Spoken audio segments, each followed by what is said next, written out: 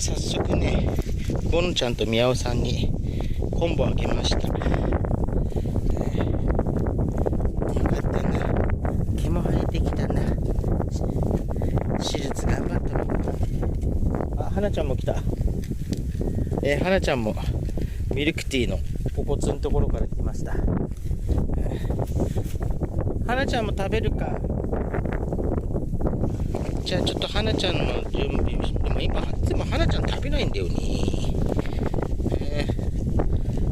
でもよかった。チューレもあるからな。